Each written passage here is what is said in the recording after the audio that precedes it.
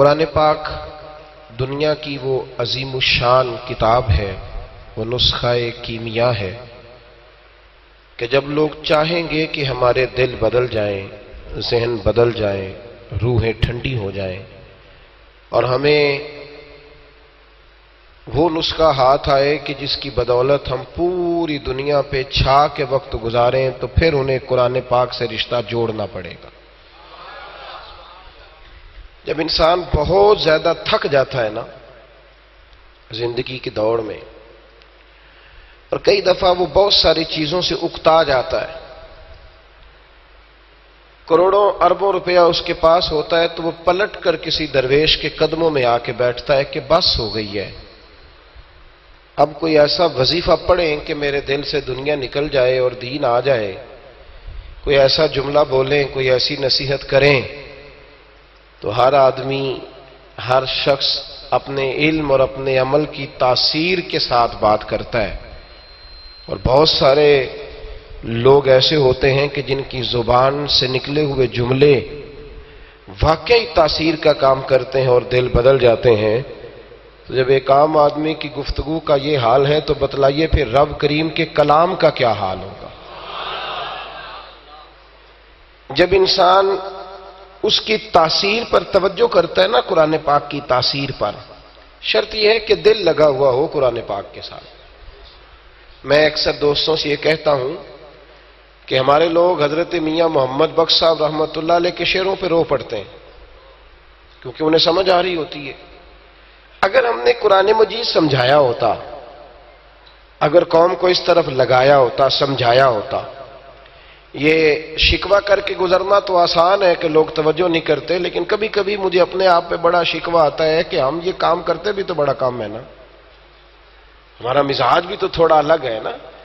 مطلب جس جگہ آرٹسٹوں کو، آرٹسٹ نعت خوانوں کو پروموٹ کیا جا رہا ہوتا ہے تو وہاں بھی تو کسی کی صدارت ہوتی ہے نا، وہاں بھی تو کسی کا خصوصی خطاب ہوتا ہے نا، وہاں بھی تو کچھ ایسے لوگ ہوتے ہیں نا جو صاحب جبہ و دستار کہلاتے ہیں۔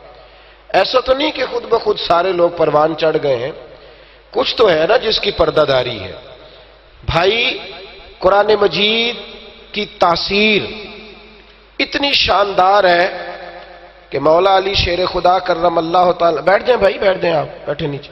حضرت مولا علی شیر خدا کرم اللہ تعالی وجہ الکریم کا فرمان ہے، فرماتے ہیں میں حضور کی بارگاہ میں حاضر تھا تو میرے کریم رسول علیہ السلام نے مجھ سے ایک جملہ کہا۔ آپ فرماتے ہیں بات کوئی اور تھی، وقت کوئی اور تھا، پر حضور نے جب وہ فکرہ کہا تو میرا ذہن بھی کہیں اور چلا گیا۔ نبی کریم نے فرمایا علی ہر چیز پرانی ہو سکتی ہے پر میرا قرآن کبھی پرانا نہیں ہوگا۔ اللہ کرے آپ کو سمجھ آئے، قرآن کبھی پرانا، یعنی آپ کسی کے سامنے کوئی چیز رکھتے ہیں تو وہ کہتا میں نے پہلے بھی پڑھا ہے۔ آپ کسی کو کوئی بات بیان کرتے ہیں نا جی، آپ کو پتہ ہے بہت سارے واعظین اور خطباء کے ڈرائیور محفل میں آ کے نہیں بیٹھتے، وہ کہتے ہیں تقریر ہم نے کئی دفعہ سنی ہوئی ہے، تو بار بار تھوڑی سنیں گے۔ اور بھائی مشکل ہوتی ہے نا کچھ چیزیں بار بار۔ قرآن وہ حسین کتاب ہے کہ جب پڑھو گے، جتنی بار پڑھو گے، اللہ نئی تازگی عطا فرمائے گا، یہ کبھی پرانا نہیں ہوگا کبھی۔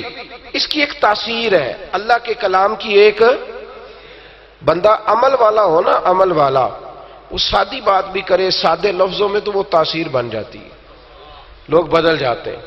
عمل نہ ہو تو آپ کو پتہ ہے بڑی زبردست بھی، کئی دفعہ میری طرح کے لوگ بڑی لچھے دار بات کرتے ہیں لیکن وہ نہیں سمجھ میں آتی۔ عمل والا آدمی اگر بات کرے، جس کو پیار ہو سامنے بیٹھنے والے لوگوں سے، قوم کی بھلائی کی بات کرے تو وہ بات روحوں میں اترتی ہے۔ حضرت انس بن مالک رضی اللہ تعالیٰ عنہ فرماتے ہیں جب ہم حضور علیہ السلام کی محفل میں بیٹھا کرتے تھے نا، نبی کریم علیہ السلام قیامت کا ذکر فرماتے تھے تو ہمیں یوں لگتا تھا کہ اٹھ کے باہر جائیں گے تو قیامت آ جائے گی۔ ایسے نہیں ہوتا تھا کہ داستان سرائی، یعنی میں خود قیامت کا ذکر کر رہا ہوں، میں خود لوگوں کو فقر کا درس دے رہا ہوں، پر میری گاڑی، میری کوٹھی، میرا بنگلہ، میرے پیسے دو کے لوگ کہتے ہیں کہ یار یہ کہتے کچھ اور رہا تھا، پھر اس کا اثر نہیں رہتا۔ لیکن اللہ کے حبیب علیہ السلام جب قیامت کا ذکر کرتے تو صحابہ کہتے ہیں کہ یوں لگتا تھا کہ اٹھ کے جائیں گے تو قیامت آ جائے گی تو جب حضور کے فرمان میں اتنی تاثیر ہے تو پھر رب کے کلام میں کتنی تاثیر ہے۔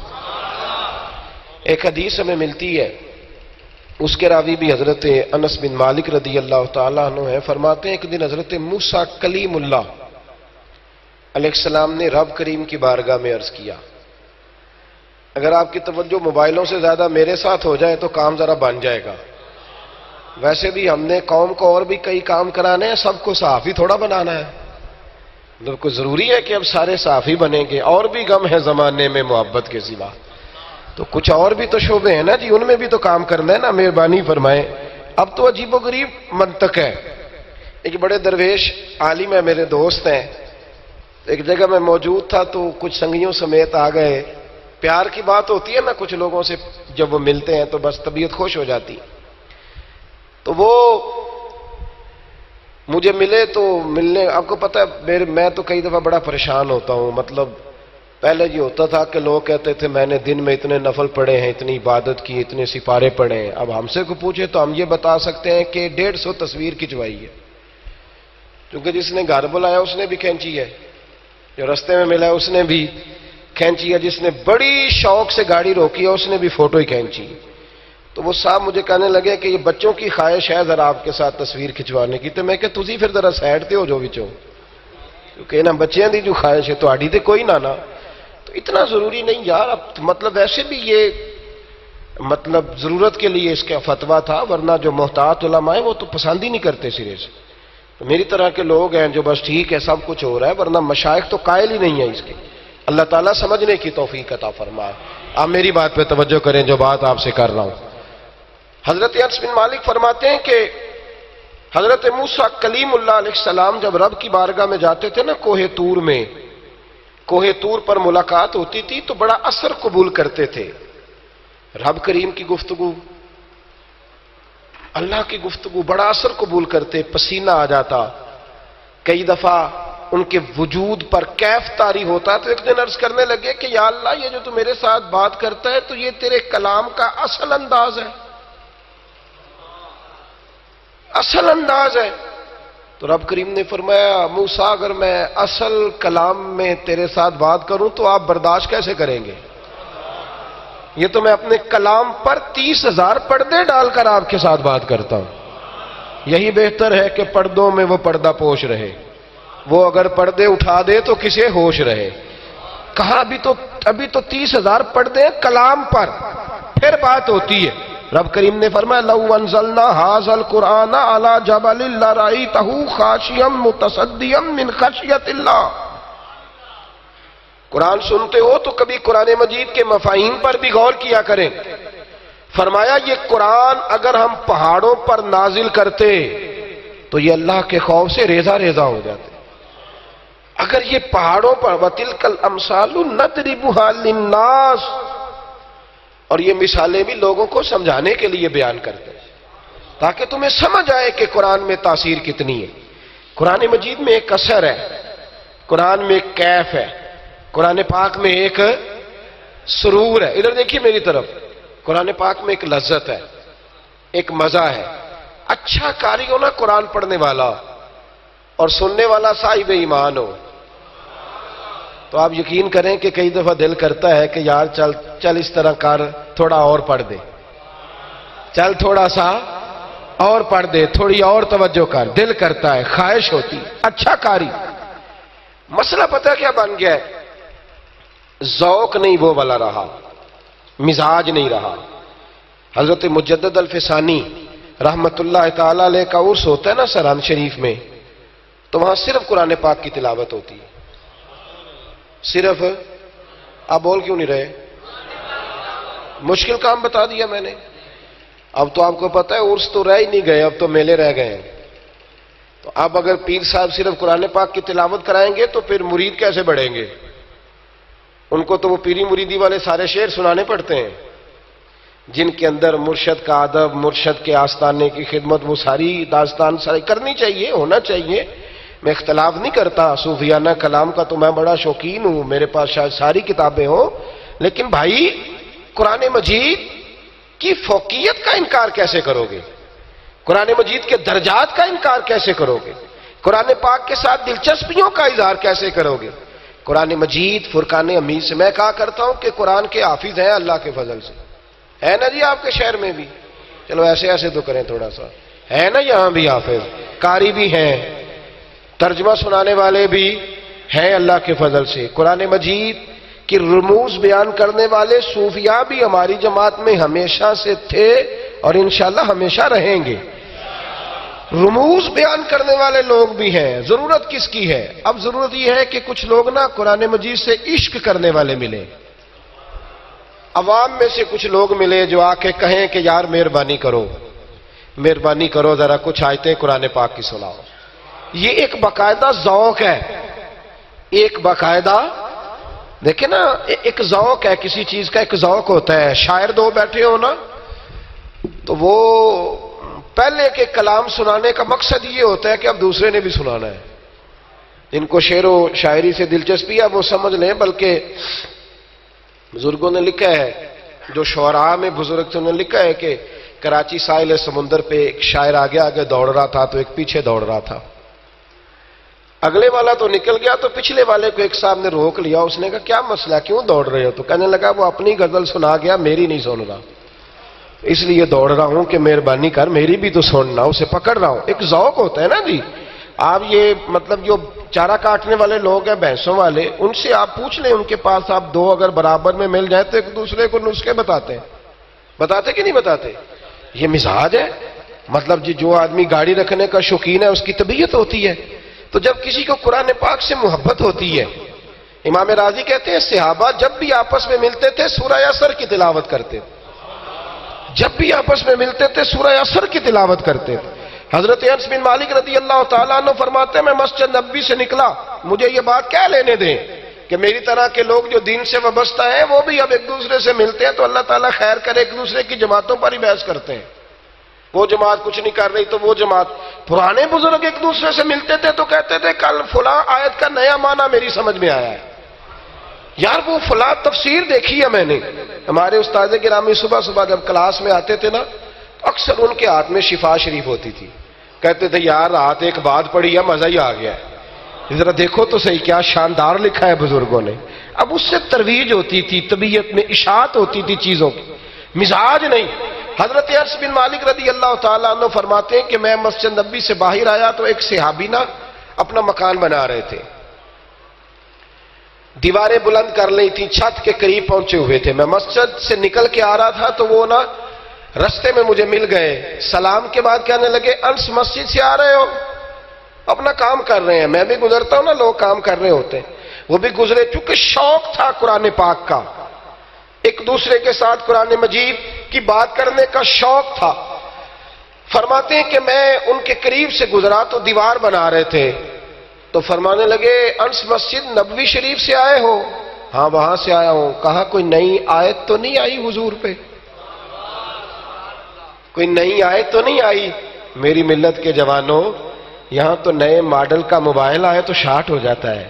اب یہ شوق ہے نا ہمارا، ہم اگر اس طرف شوق لائیں، میں اپنی غلطی پہلے قبول کر چکا ہوں کہ ہم یہ شوق پیدا نہیں کر سکے، شوق پیدا کرنے والوں نے بھی کمزوری دکھائی ہے، یہ ہم نے بھی بڑی کمزوری دکھائی ہے، یہ مزاج ہم بنا نہیں سکے۔ ہم نے دیکھا کہ قوم کی ضرورت ہے کہ وہ دیکھ رہی ہے فلاں نعت خواں کے نام پہ لوگ جمع ہو جائیں گے تو ہم نے اس کو بلا لیا، ہم بھی یہ ذوق نہیں پیدا کر سکے۔ کہاں گئے وہ شبینے جو ساری ساری رات لوگ کھڑے رہا کرتے تھے اور ساری ساری رات لوگ سنا کرتے تھے؟ میں کراچی گیا تھا تو علامہ نورانی رحمت اللہ علیہ کے مزار پر ایک شخص کو کھڑے ہو کے روتے دیکھا تو میں نے ان سے کہا کہ اللہ تعالیٰ فضل کرے، میں بھی بڑا رلایا اس شخص نے مجھے۔ تو میں نے کہا بات کیا ہے؟ کہنے لگے جب سے، اب میرا یہ خیال تھا کہ قائد اہل سنت تھے، ان کے جانے سے بڑے مسائل بنے، پتہ نہیں یہ کس دکھ میں رو رہا ہے۔ تو کہنے لگے نہیں یار وہ ساری باتیں اپنی جگہ پہ، جب سے یہ شخص گیا ہے نا میرا تو قرآن کا مزہ ہی چلا گیا ہے۔ جو یہ لطف دیتا تھا پہلے تراویح پڑھانا، پھر ذوق بننا، آخری عمر تک کہنا چلو یار یہ سپارہ دوبارہ پڑھتے ہیں، 2 نفلوں میں، 4 نفلوں میں، 8 نفلوں میں، یہ ذوق ہوتا تھا۔ پتہ نہیں میں آپ کو بات بھی سمجھا پا رہا ہوں کہ نہیں سمجھا پا رہا، لیکن غور کریں کہ عرض کر رہا ہوں، حضرت انس بن مالک فرماتے ہیں میں مسجد نبوی شریف سے نکلا، وہ صحابی مکان بنا رہے تھے، پوچھنے لگے کوئی نئی آیت آئی ہے؟ تو میں نے کہا آئی ہے، ابھی سن کے آیا ہوں۔ کہا سنائیے؟ کہا ابھی آیت آئی ہے، حضور نے ہمیں ابھی سنائی ہے، اقترب للناس حسابهم وهم فی غفلۃ معرضون۔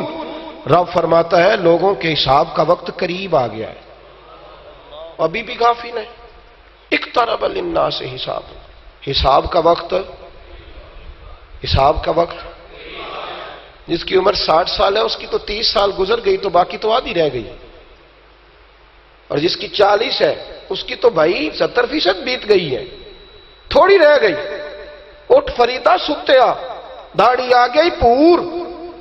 جس طرح کھائے پیے بغیر سوئے بغیر آپ وقت نہیں نہ گزار سکتے، اسی طرح آپ کو سانس کی ضرورت ہے، سانس نہ چلے تو وقت نہیں گزرتا۔ کچھ چیزیں زندگی میں بڑی ضروری ہوتی ہیں، ان ضروری چیزوں میں سے ایک چیز محبت بھی ہے۔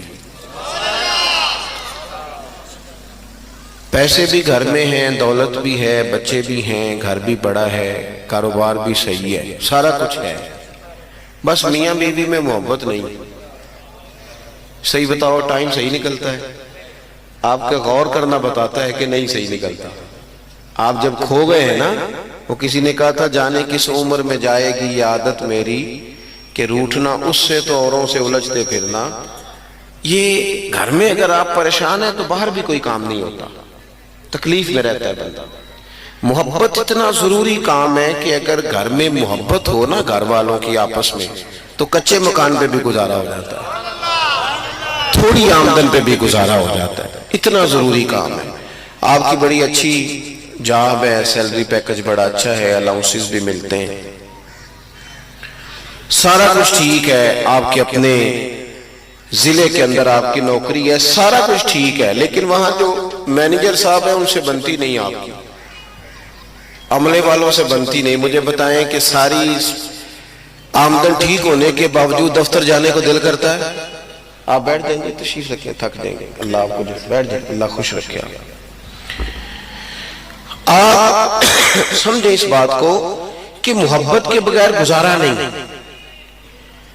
گاڑی میں سفر ہو رہا ہوتا ہے تو بعض اوقات اس طرح ہوتا ہے کہ کوئی ایک بندہ نہ غلط کراس کر جاتا ہے، اور یہ غلط کراس کرنے والے بڑے تیز ہوتے ہیں، غلط کراس بھی کر جاتے ہیں اور تنقید بھی کر جاتے ہیں کہ انہوں چلا لو، ان کے کراس بھی غلط کر گئے۔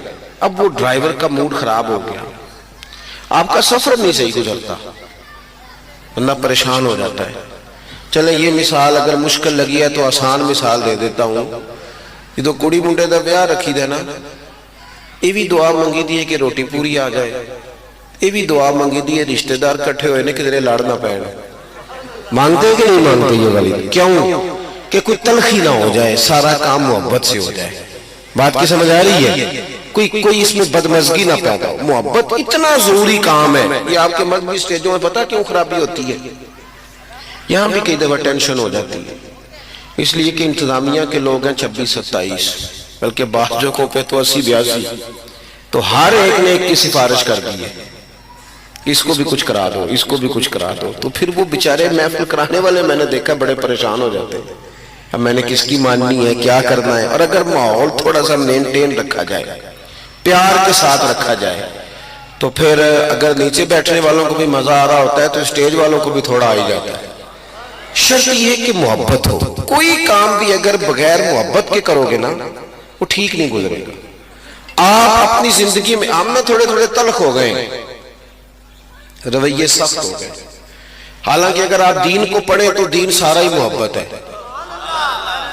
اللہ تعالیٰ نے قرآن مجید میں فرمایا وَالَّذِينَ آمَنُوا أَشَدُّ حُبًّا لِلَّهِ، فرمایا وہ لوگ جو ایمان لے آئے وہ اپنے رب سے شدید محبت کرتے ہیں، اور نری اللہ سے محبت نہیں کرتے۔ قُلْ إِن كُنْتُمْ تُحِبُّونَ اللَّهَ فَاتَّبِعُونِي يُحْبِبْكُمُ اللَّهُ، فرمایا محبوب ان سے یہ بھی فرما دیں کہ اگر یہ رب سے محبت کرنا چاہتے ہیں تو آپ کی پیروی کریں، آپ سے پیار کریں، آپ کے نقش قدم چلیں، یحببکم اللہ، اللہ خود ان سے محبت فرمائے گا۔ نبی پاک صلی اللہ تعالیٰ علیہ وآلہ وسلم نے ایک دن صحابہ کرام سے پوچھا، میں نے 2 آیتیں پڑھی اب حدیث پاک پڑھ رہا ہوں، حضور نے ایک دن صحابہ سے پوچھا، حافظ منذری علیہ رحمہ نے اس حدیث کو نقل فرمایا، فرمایا بتاؤ بھی اسلام کی مضبوط گرہ کون سی ہے جس میں مسلمانوں کو آپس میں باندھ دیا جائے اور وہ گرہ اتنی پکی ہو کہ مسلمان آپس میں بندھ جائیں؟ ایک صحابی نے عرض کی یا رسول اللہ صلی اللہ علیہ وسلم نماز۔ 5 وقت مسلمان ملتے ہیں، اکٹھے ہوتے ہیں، حال احوال کا پتہ چلتا ہے، ان کا خیال یہ ہوگا کہ اس سے ذرا مضبوطی ہوتی ہے آپس میں۔ محبوب فرمانے لگے تم میری مراد کو نہیں پہنچے۔ ایک صحابی نے عرض کی یا رسول اللہ پھر زکوٰۃ۔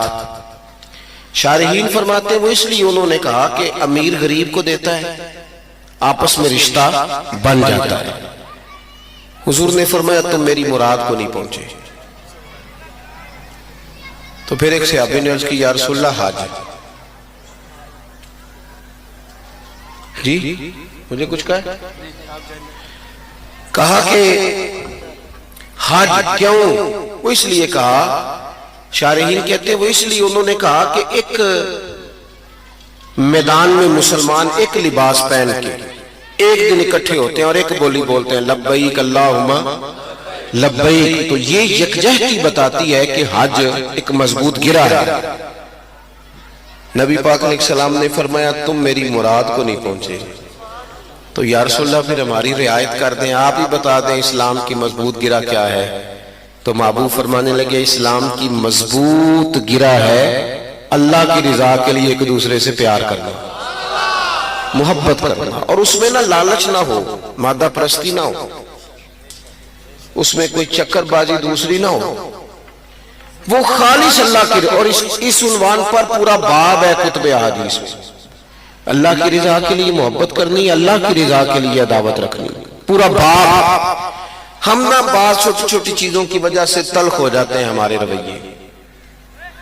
کچھ لوگوں کا تو خیر یہ کہنا ہے کہ میں چونکہ بندہ سچا ہوں لہذا میں تلخ ہوں، کھرا ہوں نا تو اس لیے میں کوڑا ہوں۔ سنیے نا گل تو سی، ان لوگوں کو بھی سجدہ صاف کرنا چاہیے، یہ ٹھیک نہیں کہتے، یہ صحیح نہیں کہتے۔ کہتے جی میں چونکہ کھرا آدمی ہوں، اور بڑے فسوق سے کہتے ہیں میں بھی کھرا بندہ ہوں، میں بھی چونکہ حق سچ کہتا ہوں لہذا میں تلخ ہوں، میری بات بری تو لگے گی، اور میں بات سچی کرتا ہوں، میں کھرا ہوں لہذا میں سخت بولتا ہوں۔ تو میں نے کہا میاں آپ مہربانی کریں، آپ سجدہ صاف کریں، آپ غلط کہہ رہے ہیں۔ اس لیے کہ دنیا میں سب سے زیادہ سچ مدینے والے محبوب نے بولا ہے اور سب سے میٹھا کر کے بولا ہے۔ آپ کا لہجہ صحیح نہیں ہے اور آپ کہہ رہے ہیں کہ سچ صحیح نہیں ہوتا۔ سچ تو سیدھا دل میں اترتا ہے، وہ تو سیدھا روح قبول کرتی ہے سچ کو۔ آپ کا لہجہ ٹھیک نہیں اور آپ کہہ رہے ہیں کہ جناب، اور میں چلیں یہ بات آگئی تو عرض کروں، لفظ بھی ٹھیک ہونے چاہیے، پیار والے ہونے چاہیے، اور لہجہ بھی پیار والا ہونا چاہیے۔ جی لہجہ بھی، یعنی کتھوں آئے ہو جی، یہ بھی لفظ ہے تو کتھوں آیا بھائی، سب لفظ ایک ہی ہے نا، لیکن ان میں پہلے لہجے میں پیار ہے، دوسرے میں تلخی ہے۔ چلیں اور سادہ کرتا ہوں اس کو۔ وہ سسر صاحب بوڑھے ہیں، ساس بوڑھی ہے، تو وہ بہو نے پوچھا تھا سویرے 9 بجے 8 بجے کہ ابا جی ناشتہ کرنا ہے، اماں جی ناشتہ کرنا ہے، اندر کا پتر میں نے بھوک نہیں۔ پھر وہ شوگر کے مریض کو گھنٹے ڈیڑھ کے بعد لگ بھی جاتی ہے، اور اس نے کہا پتر روٹی کھانی ہے، تو اس نے کہا ابا جی میں اور بھی کام کرنے ہوں، پوچھا تو تھا آپ سے کہ روٹی کھانی ہے کہ نہیں، اب پھر مانگ رہے ہیں آپ۔ اب وہ غصہ کر گئی، کہا کچھ نہیں، بولی نہیں، لیکن کھانا لے کے آئی تو دروازہ زور سے بند کیا، برتن زور زور سے زمین پہ رکھے۔ بوڑھا آدمی اپنی توہین محسوس کرتا ہے، انسلٹ فیل ہوئی۔ رات کو پتر گھر آیا تو کہا یار تیری بیٹی بیوی جو ہے نا، ہماری بیٹی، اس کا رویہ ٹھیک نہیں، تنگ کرتی ہے۔ جب شکایت لگائی اور خامن نے اگر پوچھ لیا تو وہ پتہ کیا کہتی ہے، وہ کہتی ہے ابا جو نے پوچھو میں آکھیا کی تو آکھیا تو نے واقعی کچھ نہیں۔ تو ابا جی پریشان کیوں ہیں؟ بولیے اس کے لہجے کی وجہ سے۔ کس وجہ سے؟ جس کو سمجھ آئیے وہ بولے اس کے۔ اب آپ قرآن مجید پڑھیے سورہ لقمان۔ حضرت لقمان اپنے بیٹے کو نصیحت کرتے ہیں، کہتے ہیں بیٹا وَلَا تُصَغِّرْ خَدَّكَ لِلنَّاسِ، تو نے نا لوگوں کے ساتھ منہ ٹیڑھا کر کر کے بات نہیں کرنی، یعنی لفظ بھی ٹھیک ہو اور لہجہ بھی ٹھیک ہو، انداز بھی ٹھیک ہو بات کا۔ ہم نہ تلخ ہو جاتے ہیں، ایک تو کہتے ہیں جی میں چونکہ کھڑا ہوں اس لیے، کچھ لوگ کہتے ہیں دکھ بڑے اس لیے میں کڑوا ہو گیا۔ دکھ بڑے، بڑی آزمائش، کام بڑے، کیسے میٹھا بولوں، پریشانیاں بڑی ہیں۔ میرا آپ سے سوال ہے کہ رسول پاک علیہ السلام نے خود فرمایا ہے کہ دنیا میں سب سے زیادہ نبی ستائے گئے، اور فرمایا میں رب کا لاڈلا تھا، میں سب سے زیادہ ستایا گیا۔ آپ کبھی سیرت نبوی کو ویسے پڑھیں نا، اللہ کوئی موبائل سے تھوڑی فرصت دے اور کتاب سے دلچسپی دے، آمین تو کہہ دیں، تو کبھی کتاب کے ساتھ آپ رغبت پیدا فرمائیں تو نبی پاک علیہ السلام کی سیرت مبارکہ کو آپ دیکھیں تو پہلے 13 سال جو ہے مکہ مکرمہ کے اعلان نبوت کے بعد کوئی چھوڑی نہیں انہوں نے گنجائش تکلیف دینے والی، 3 سال مسلسل بائیکاٹ کیا، کبھی اوجڑیاں لا رہے ہیں، کبھی کچھ کر رہے ہیں، معاذ اللہ کبھی کچھ کر رہے ہیں۔ پھر محبوب وہاں سے مدینہ طیبہ آ گئے تو یہاں بھی چین نہیں لینے دیا، کبھی بدر میں تلواریں لے کے آئے، کبھی احد میں آئے، کبھی خندق میں آئے، پھر یہ کافر تو تھے ہی، مدینے میں منافق بھی پیدا ہوئے، ان کا بھی معاملہ، یہ ساری آزمائشیں حیات مبارکہ ساری محبوب کی دکھ اور تکلیفوں کے ساتھ بھری ہوئی، لیکن حضرت حارث رضی اللہ تعالیٰ عنہ کیا فرماتے ہیں، صحابی کیا فرماتے ہیں؟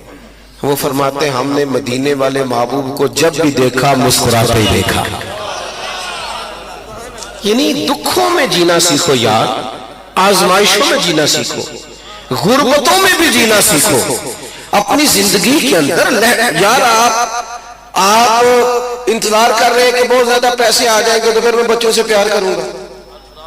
حضرت اقرا بن حابس کہتے ہیں کہ ایک شخص نے حضور سید عالم علیہ السلام کے سامنے اس نے بات کی، نبی پاک اپنے نواسوں سے پیار کر رہے تھے، ماتھا چوم رہے تھے۔ ساڑھے پنڈا جو لوگ اپنا بال بھی نہیں نہ کھڑا دے، صحیح کہہ رہا ہوں میں؟ وہ کہنے لو دسو میں مرد ہو کیوں بال چکا، تو بھی بچہ آپ کا ہی ہے نا۔ تو نبی پاک تو کندھوں پہ بھی بٹھاتے تھے، نماز کے وقت بھی ساتھ لے جاتے تھے، حضور تو پیار کرتے تھے، تو آپ نے یہ چودراہٹ کہاں سے سیکھی؟ یہ معاذ اللہ تعالیٰ کی یہ بڑا چودھری ہونے کی علامت ہے کہ بچوں سے پیار نہیں کرتا۔ لہجہ ٹھیک کریں، بچوں کو ٹائم دیں، ان سے محبت کریں، ان کے اندر گزارا کریں، چودھری صاحب بھی کریں، پیر صاحب بھی کریں، مفتی صاحب بھی کریں، ڈاکٹر صاحب بھی کریں، اور گھر کے اندر بحیثیت والد کے ٹائم دیں۔ ہم نے بچوں کو دولت دی ہے، ہم نے وقت نہیں دیا، خرچے دیے، ٹائم نہیں دیا۔ اس کا نقصان ہمیں یہ ہے کہ بچے بھی دولتوں سے جڑے ہیں، والد سے نہیں جڑے۔ انہوں نے تو رافضیوں خارجیوں کو یار بنانا شروع کر دیا، بد مذہبوں کی طرف نکل گئے، کیونکہ ہماری دوستی نہیں تھی اپنی اولادوں سے۔ اقرا بن حابس کہتے ہیں اس شخص نے دیکھا کہ نبی پاک نواسوں سے پیار کر رہے ہیں، ماتھا چوم رہے ہیں، حضور کی کندھوں پہ سواری ہو رہی ہے، تو کہا یا رسول اللہ آپ بڑا ٹائم دیتے ہیں بچوں کو، میں تو نہیں دیتا۔ تو محبوب فرمانے لگے اگر تیرے دل سے اللہ نے رحمت نکال لی ہے تو میں کیا کروں، مجھے تو اس نے رحمت للعالمین بنایا ہے۔ تو آپ پیار کا لہجہ اختیار کریں، انداز محبت والا ہو، یعنی وہ کیا کہتے ہیں کہ لینا دینا تو نصیب کا ہے نا، بولنے تو ہنس کے نہ یار، لہجہ تو میٹھا ہونا یار، آپ کا انداز تو حسین ہو، اور سارے ہی مہربانی کریں، سارے ہمارے پنجاب میں سیانے ہونے کی عمر کوئی بھی نہیں، کوئی عمر نہیں رکھی ہم نے، کہنے اجے بال ہے تو ہن جوان ہو گیا، ہن سیانا ہو جائے، کہنے نہیں ہن تو خون گرم ہے نا، تو جب بوڑھا ہو جائے تو کہنے بابے نے پتہ ہی نہیں لگتا۔ تو پھر کس عمر میں جہاں بندے نے سیانا ہونا تھا؟ اپنے آپ کو سمجھدار کریں، سارا ٹائم دائیں بائیں دینے کی بجائے کچھ اپنے آپ کو ٹائم دیں۔ اخلاقی رویے، آپ کو پتہ نہیں اگر آپ کا رویہ تلخ ہے تو آپ کی بیوی کتنی تکلیف میں، پتہ نہیں اگر رویہ تلخ ہے تو آپ کی ماں کتنی تکلیف میں۔ میں نے ایسے بد نصیب بھی دیکھے جن کی ماں اور باپ بھی ان سے بات کرتے ہوئے سوچتے ہیں کہ کہیں آگے سے بدتمیزی نہ کر دیں، وہ بھی اس سے بڑا بھی کوئی بد نصیب ہوگا جس کی ماں بات کرتے سوچے کہ پتہ نہیں کہاں سے بولے گا، او سجنوں، ماں باپ تو اس طرح کے ہونے چاہیے، ان کا تو اس طرح کا انداز ہونا چاہیے ہمارے ساتھ کہ ایک صحابی نے پوچھا یا رسول اللہ میرے ابا جی مجھ سے پیسے مانگتے ہیں، شارحین حدیث نے لکھا یہ پیسے اس بچے نے خود کمائے ہوئے تھے، وراثت کے نہیں تھے۔ جبھی تو پوچھا یا رسول اللہ والد صاحب پیسے مانگتے ہیں کیا حکم ہے؟ تو اس کا جواب تو یہی تھا نا کہ یا دے دو یا نہ دو۔ تو حضور نے کیا جواب دیا؟ فرمایا تو بھی اپنے باپ کا ہے، تیرے پیسے بھی تیرے باپ کے ہیں، اسی کا ہے سارا کچھ۔ جن کا سارا کچھ ہے وہ ڈر رہے ہیں بات کرتے ہوئے۔ تو لہجوں میں پیار، رویوں میں مٹھاس، انداز کریمانہ۔ او سنگیو، آپ غور نہیں کرتے، یہاں تو لوگ سیانے بیانے بندوں کو ٹائم نہیں دیتے، پیار نہیں کرتے، اور صحابہ فرماتے ہیں کہ پگلی عورت، دیوانی پگلی، اس نے آ کے نبی پاک سے کہا سونیا مجھے کوئی کام ہے۔ تو حضور نے فرمایا چل نہ میں تیری بات سنتا ہوں۔ وہ ایک کونے میں لے گئی، باہر کھڑا کر کے صحرا میں حضور سے باتیں کرتی رہی، دیوانی پگلی۔ وہ کیا کہا تھا کسی نے کہ تیری صورت تیری سیرت زمانے سے نرالی ہے، اور تیری ہر ایک ادا پیارے ادائے بے مثالی ہے۔ حضور ہنس ہنس کے باتیں کرتے رہے، اور نبی پاک صلی اللہ علیہ وسلم کی مسکراہٹ کا تو یہ عالم تھا۔ میں آپ کو ایک بات عرض کروں، اگر آپ کہیں نا کہ لڑائی کر کے میں لوگوں کو فتح کر لوں تو آپ کو نہیں فتح کر سکتے، شیر کو سوا شیر مل جاتا ہے۔ صحیح کہہ رہا ہوں؟ آپ دیکھیں نا، آپ نے کسی کے ساتھ آپ کی بحث ہو گئی، آپ ایک بات کریں گے وہ 3 کر دے گا، آپ کو پھر 6 کرنی پڑے گی، اور آپ 6 کریں وہ 9 کرنے کو تیار ہے۔ باتیں تو ختم ہوتی نہیں، اور ہمارے زمانے میں تو ہر شخص خطیب ہے، ہر بندہ جو پھٹے پہ بیٹھا ہے وہ بھی واز کر رہا ہے، جو کہیں بیٹھا ہے اور ہر موضوع پہ کر رہا ہے۔ ڈاکٹروں کو بتانے کو بھی اس کے پاس نصیحتیں ہیں، انجینئر کو بتانے کو بھی ہیں، علماء کو بتانے کو بھی ہیں، سب کو بتانے کے لیے، پیروں کو بتانے کے لیے بھی، سب کے لیے لوگوں کے پاس نصائح موجود ہیں۔ آپ بحث کر کے لوگوں سے جیت نہیں سکتے، ممکن نہیں، لیکن چپ رہ کے نا جیتا جا سکتا ہے۔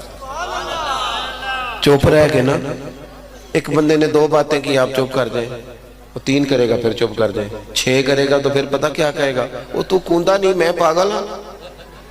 اس کا مطلب ہے چپ رہ کے بندہ پاگل بھی کر سکتا ہے، پاگل ہو جاتا ہے۔ اور اگر وہ کہے تو بولتا کیوں نہیں، تو کہنا مجھے درویش سے سنا ہے، مجھے درویش نے سبق دیا ہے۔ اس نے کہا تھا جتن جتن تے ہر کوئی کھیڑے، اوے کدے ہارن بھی کھیڑ فقیرہ، جتن دا مل کوڈی پہندے ہارن دا مل ہیرا۔ کبھی کبھی آپ کو ہارنا بھی چاہیے، چپ بھی کرنا چاہیے، کچھ سہنا بھی چاہیے۔ اپنی زندگی میں کبھی اس طرح کا بھی انداز اختیار کریں کہ سامنے والے نے تلخ بات کر دی تو کہیں ٹھیک ہے یار صحیح ہو گیا، کوئی حرج نہیں، پھر کیا۔ کسی شخص نے نا حضرت امام اعظم ابو حنیفہ رحمۃ اللہ علیہ کو برا کہا، تو آپ کیا خوبصورت ارشاد فرماتے ہیں، اور یہ اسی طرح کا فرمان حضرت صدیق اکبر کے بارے میں ملتا ہے رضی اللہ تعالی۔ اب ذات دیکھیں کتنی بڑی ہے، افضل البشر بعد الانبیاء بالتحقیق سیدنا صدیق اکبر، حضرت ابو بکر صدیق اس امت کے استاد۔ حضرت ابو بکر صدیق سے کسی نے نا معاذ اللہ کو بری بات کی، ان کو کوئی تلخ بات ان کے سامنے کر دی، تو پتہ کیا فرمانے لگے؟ فرمانے لگے اگر تو سچا ہے تو رب میرے اوپر فضل کر دے اور مجھے ٹھیک کر دے، اور اگر تو جھوٹا ہے تو اللہ تجھے ہدایت دے دے۔ جھگڑے والی تو بات ہی کوئی نہیں، ساری زندگی الجھ کے ٹائم ضرور گزارنا ہے، کہیں تھوڑا سا نا بندہ کہیں چپ بھی کر جائے، کہیں ٹھیک ہے جی، پیار والا لہجہ بھی۔ صحیح بخاری میں حدیث ہے، حضرت انس بن مالک رضی اللہ تعالیٰ عنہ کہتے ہیں حضور گزر رہے تھے، آپ توجہ کریں جی میں بس بات ختم کرنے لگا۔ فرماتے ہیں نبی پاک صلی اللہ علیہ وسلم گزر رہے تھے اور کسی سفر سے واپسی تھی، حضور نے نا سرخ دھاری دار چادر اوڑھ رکھی تھی، پیچھے سے ایک بدو آ گیا دیہاتی، اس نے حضور کی مقدس چادر کو پکڑ کے کھینچا۔ جو بندہ دروازہ زور سے کھٹکھٹائے اسے لوگ بھیک نہیں دیتے، کہتے تو قرضہ لینے آیا دوڑ جا۔ اس نے چادر مبارک کو پکڑ کے کھینچا، جب اس نے کھینچا تو حضور کی مقدس گردن پر نشان پڑ گیا، نشان۔ کہنے لگا یا رسول اللہ صلی اللہ علیہ وسلم کچھ لینے آیا تھا، مجھے کچھ دیجئے، کچھ لینے آیا ہوں۔ کچھ خیرات لینے آیا ہوں. کھینچا ہے چادر کو, گردن مبارک پہ نشان پڑ گیا اور کہتا میں جی کچھ لینے آیا ہوں. تو حدیث کے لفظ کیا ہے؟ فَالْتَفَتَ إِلَيْهِ فَضَحِكَ. اس کی طرف جب نبی پاک نے توجہ کی تو حضور نے مسکرانا شروع کر دیا. دیکھ ہو گیا باقاعدہ محبوب کا. حضور مسکرا پڑے. اب یہاں مسکرانا کمال ہے, یہاں مسکرانا کمال ہے, یہ اعزاز ہے. اگر یہاں آپ مسکراتے ہیں, اس جگہ اگر آپ کو حوصلہ نصیب ہو جاتا ہے, آپ مسکراتے ہیں, تو آپ کمال میں. زندگی میں لہجے پیار والے, انداز محبت والے, خلوص والے. آپ اگر آپ کی طبیعت لوگوں کے حق میں ٹھنڈی رہے گی, آپ کا مزاج میٹھا رہے گا, اور آپ کو تھوڑا سا نا ڈیل کرنا صحیح آ جائے گا, تو آپ محسوس کریں گے کہ آپ بہت سارے لوگوں کے لیے سکون کا باعث بن گئے. آپ کے ارد گرد بیٹھے بہت سارے لوگ محسوس کریں گے کہ نہیں, ان کو سکون آ گیا. کیوں؟ اس لیے کہ آپ کے ساتھ جتنے بھی لوگ وابستہ ہوتے ہیں نا, جتنے لوگ بھی, وہ تکلیف میں ہوتے ہیں کہ یار یہ بندہ اتنا تلخ ہے. انداز محبت, اور محبت جو ہوتی ہے نا بڑے مشکل کاموں کو آسان کر دیتی. بڑے مشکل کام بھی محبت میں. مثال دیتا ہوں, پڑھی لکھی بچی ہو نا امیر گھر کی, تو صبح اماں آوازیں بھی دے تو نہیں اٹھتی. 9-10 بجے تک بھی اماں زور لگاتی ہے پتر اٹھ جا, اور اماں یہ بھی کہتی ہے کہ جب تو کسی اور گھر جائے گی تو لوگ تانا بھی دیں گے کہ دیکھو یہ سنتی نہیں, اٹھ جا. تو اماں کہتی ہے اچھا اماں میں اٹھ جاؤں گی. اماں کہتی میں نے 20 آوازیں دی. کہتی وہ باپ مجھے پتہ ہی نہیں چلا, میں سو رہی تھی. پہلے 20 آوازوں کا پتہ نہیں چلتا, پھر اس کا نکاح ہوتا ہے, رب تعالیٰ اسے بیٹا دیتا ہے. پھر 20 آوازیں نہیں, پھر رات کے 2 بجے نا پتر ہلکی سی کرتا ہے, آنکھ کھلتی ہے کہ نہیں. پہلے وہ گھنٹہ لگاتی تھی اٹھ کے واش روم جانے میں, اب پتہ نہیں 5 منٹ میں فیڈر ڈال کے لے آئیے. اب اسے پوچھو کہ اب تجھے کیا ہوا, کہتی کچھ بھی نہیں ہوا, اب پیار بڑا ہو گیا پتر کے ساتھ. یہ محبت مشکلات کو آسان کرتی ہے. ایک روایت سنے اور بات ختم کی جائے. نبی پاک صلی اللہ تعالی علیہ وسلم کی نا ایک صحابی سے کچھ دنوں کے بعد ملاقات ہوئی. اس نے حضور کا چہرہ دیکھا. یا رسول اللہ صلی اللہ علیہ وسلم, کچھ میں کمزوری دیکھ رہا ہوں چہرہ نور پر. تو محبوب فرمانے لگے میں نے 3-4 دنوں سے کھایا کچھ نہیں. حضور کا نا فقر مجبوری نہیں, ایک وقت روٹی کھانا اور ایک وقت فاقہ کرنا یہ مجبوری نہیں, یہ نبی پاک کی پسند ہے, یہ حضور کی چاہت ہے. تھوڑے پہ گزارا نبی پاک کی چاہت ہے, فقر اختیاری ہے حضور کا. تو صحابی نے عرض کی یا رسول اللہ میں کچھ بظاہر کمزوری دیکھتا ہوں. تو محبوب فرمانے لگے میں نے 3-4 دن سے کھایا کچھ نہیں, کھجور پانی پہ گزارا ہے. کبھی کبھی صرف میٹھا کھانا سنت نہیں, فاقہ کرنا بھی سنت ہے. نیرا مسواک کرنا سنت نہیں, دین کے لیے روڑے کھانا بھی سنت ہے. باقی سنتیں بھی ادا کرنی چاہیے. جو آسان ہے ان کو قبول کر لینا, باقی سے دوڑ جانا. آپ غور فرمائیں بھائی. وہ صحابی کہتے ہیں کہ کھجور پانی پہ گزارا, میں دوڑا گیا, گھر والی سے پوچھا گھر میں کچھ ہے, اس نے کہا نہیں. 3-4 جو اپنے اور متعلقہ گھر سے پوچھا کچھ ہے, نہیں. فرماتے میں آرام سے نہیں بیٹھا, جب عشق سکھاتا ہے آداب خود آگاہی. کہتے ہیں میں ایک یہودی کے باغ میں گیا, میں نے کہا مزدوری ملے گی, کہنے لگا ہے صحیح پر مشکل ہے. کنواں چلا کے, وہ کنواں ہوتا تھا نا جس کے گرد بیل گھومتا تھا, کنواں چلا کے پانی نکالنا ہے. اور ایک روایت یوں ہے کہ ڈول نکالنے ہیں کنویں سے پانی کی, ایک ڈول نکالو گے ایک کھجور ملے گی. کہتے میں نے اپنی جھولی اپنا کپڑا بچھا لیا, گرمی سخت تھی, پانی نیچے تھا زیادہ, ایک ڈول نکالتا ایک کھجور ملتی. فرماتے ہیں جب میری وہ جھولی کھجوروں سے بھر گئی,